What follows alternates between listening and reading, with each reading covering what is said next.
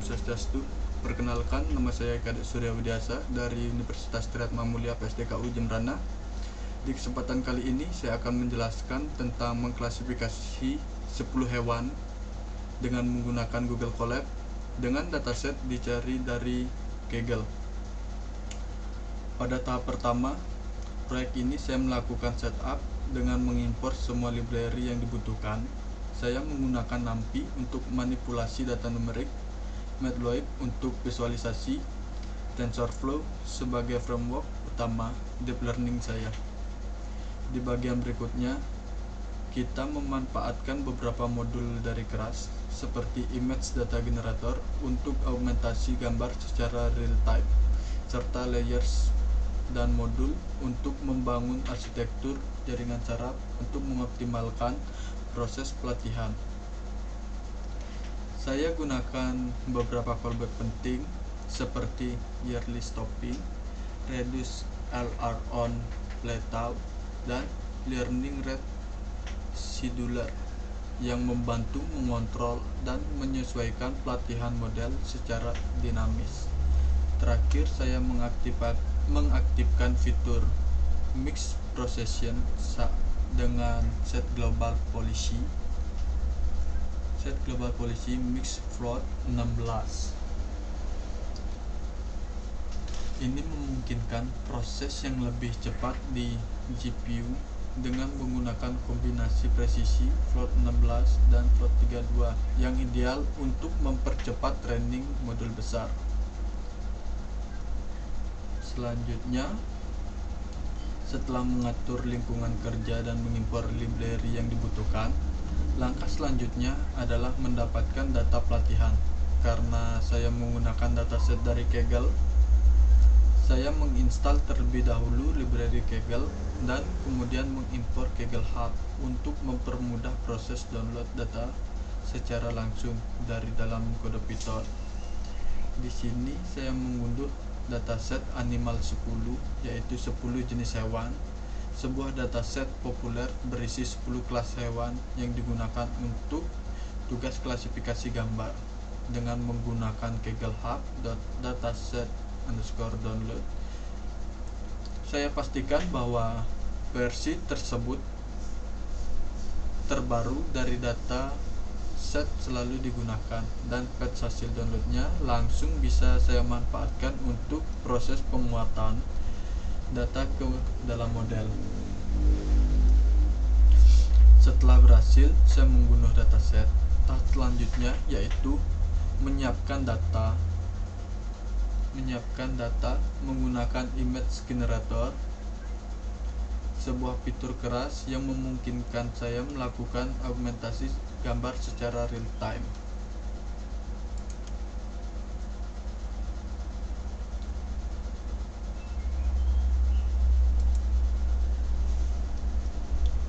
Secara real time, dengan augmentasi ini saya memperbesar variasi data dengan rotasi, penggeseran, zoom, hingga flipping horizontal yang sangat berguna untuk mengurangi overfitting dan meningkatkan kemampuan generasi model. Selain itu, saya juga melakukan normalisasi pixel dengan gambar, membaginya dengan 255 sehingga menjadi nilai berada rentang 0 hingga 1. Kemudian data dibagi menjadi 2, 80% untuk pelatihan dan 20% untuk validasi. Saya menggunakan flow from directory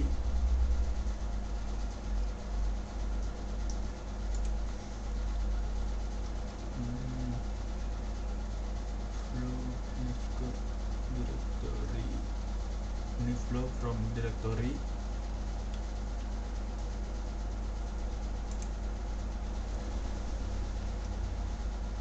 agar Keras bisa membaca data langsung dari folder yang telah diklasifikasi berdasarkan nama subfolder tersebut. akhirnya saya memiliki dua generator,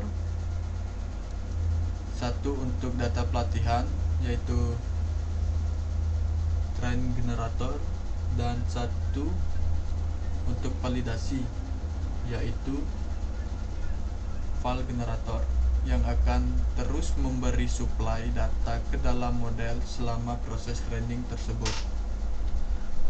Dengan hasilnya, setelah melakukan konfigurasi image data generator dan memanggil flow from directory, sistem otomatis membaca gambar yang terdapat di dalam direktori dataset tersebut. Berdasarkan hasil output ini, saya bisa lihat bahwa sebanyak 20.900 data gambar berhasil dimuat untuk keperluan pelatihan dan 5.232 gambar digunakan sebagai data validasi. Setelah data siap, selanjutnya adalah membangun arsitektur model. Di sini saya menggunakan pendekatan sekuensial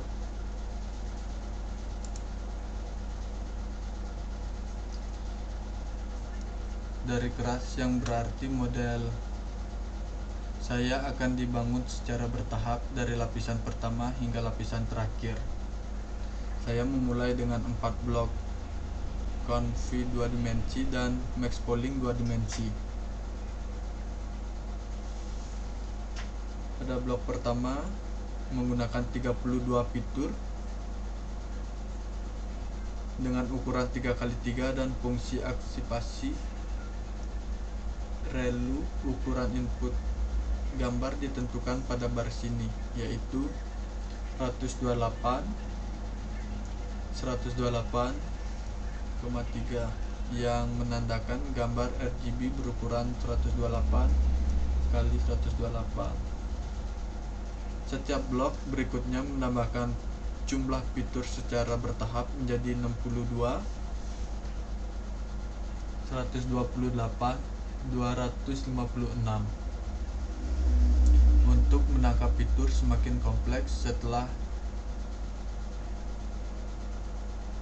itu, setiap conv 2 dimensi kita tambahkan max polling 2 dimensi untuk meredukasi ukuran fitur map, yang juga dapat membantu mengurangi beban komputasi dan overfitting. Setelah fitur diekstrak, saya menggunakan flatten, dense, batch normalization, dropout.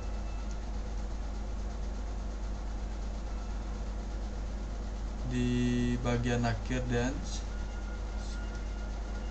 10 activation softmax digunakan sebagai output layer karena saya memiliki 10 kelas hewan yang ingin diklasifikasikan. Baru kemudian model ini dikompilasi menggunakan optimizer Adam, fungsi loss kategorikal, dan underscore cross entropy karena ini adalah klasifikasi multiclass, dan saya memonitoring numerik akurasi selama pelatihan. Selanjutnya di sini ada hasilnya. Setelah saya membangun model CNN berikut, yaitu ini adalah ringkasan arsitektur model yang telah dihasilkan. Model ini terdiri dari beberapa bagian lapisan utama. Ada 4 blok conv 2 dimensi dan max polling 2 dimensi. Lapisan flatten digunakan untuk menerapkan output 3 dimensi menjadi 1 dimensi, menghasilkan 9.216 neuron sebagai input ke dalam layer dense.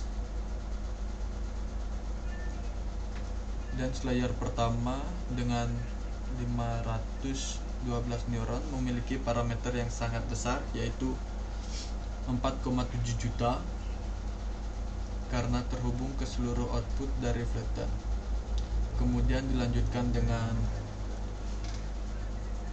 batch normalization untuk menstabilkan dan mempercepat pelatihan, memiliki 2048 parameter, dropout 40% untuk mencegah overfitting, dan terakhir dense layer dengan 10 neuron dengan fungsi aktivasi softmax untuk klasifikasi ke dalam 10 kelas hewan. Secara keseluruhan total parameternya yaitu 5 juta, trainable-nya juga 5 juta yang akan diperbarui selama training, non-trainable parameter 1000.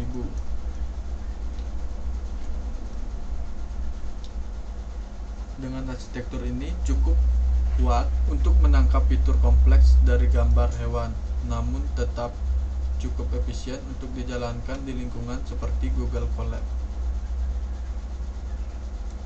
Selanjutnya, callback, yearly stopping, dan reduce RR on plateau.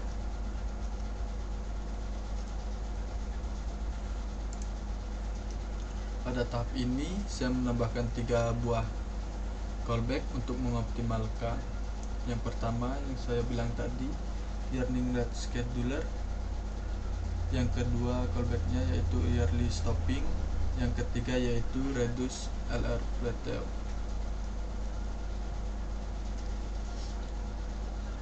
Learning rate scheduler yaitu strategi cycle learning rate. Strategi ini memungkinkan nilai learning rate naik turun secara periodik untuk mendorong eksplorasi ruang yang lebih baik. Yang kedua yaitu yearly stopping. Ini penting untuk mencegah overfitting jika setelah 5 epoch tidak ada perbaikan pada validation loss, maka pelatihan akan dihentikan dan bobot terbaik akan dikembalikan.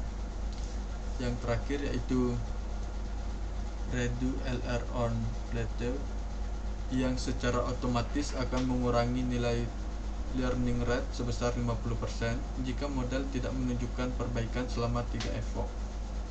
Dengan kombinasi ketiganya, callback ini memastikan pelatihan model lebih efisien, tidak terlalu lama, dan menghindari penggunaan learning rate yang terlalu besar dan kecil secara berkelanjutan. Selanjutnya, training model epoch optimal. Pada tahap ini, saya masuk ke proses pelatihan model dengan parameter epoch maksimal sebanyak 20. Namun demikian, pelatihan tidak harus berjalan sampai epoch 20 penuh. Dengan bantuan callback seperti yearly stopping, pelatihan dapat berhenti lebih awal ketika performa validasi tidak lagi meningkat, sehingga saya dapat menghindari overfitting dan menghemat waktu.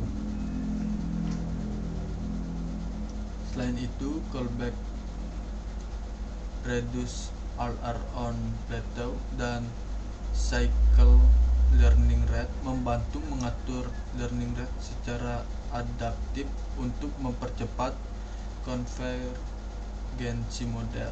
Semua hasil pelatihan akan disimpan dalam variabel history yang nantinya bisa digunakan untuk visualisasi kurva training dan validasi.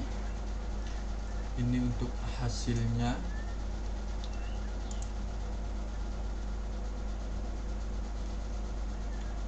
saya menggunakan 2 flu evox. Kita dapat lihat bahwa akurasi trainingnya meningkat yang dari 51% hingga 72%. Yang menarik, validasi ukuran juga menunjukkan peningkatan signifikan mencapai 73%, yang berarti model tidak hanya menghafal dan data training, tetapi juga mampu melakukan generalisasi dengan baik.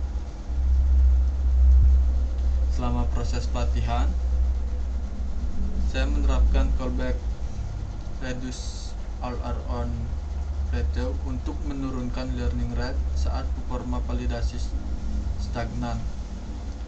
Hal ini terjadi 2 kali pada evox 6 dan evox 14.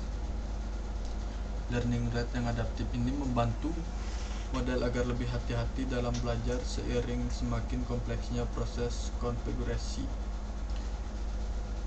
Selanjutnya nomor 7, pada ke-7, yaitu tahap ini saya melakukan visualisasi terhadap performa model selama proses training grafik. Di sebelah kiri menunjukkan akurasi model data training validasi. Di sebelah kanan menunjukkan loss atau kerugian model. Gambarnya. Setelah model dilatih dan diverifikasi performanya, langkah berikutnya yaitu menguji secara langsung pada gambar yang diunggah pada pengguna oleh saya sendiri. Kode ini akan membuka dialog uploading file di Google Colab, yaitu di sini untuk mengupload filenya, dan saya sudah mengupload gambar, mencarinya, dan gambar dikenali sebagai anjing. Mungkin sekian dari saya bisa sampaikan. Apabila ada salah kata saya mohon maaf. Saya tutup dengan Santi Om.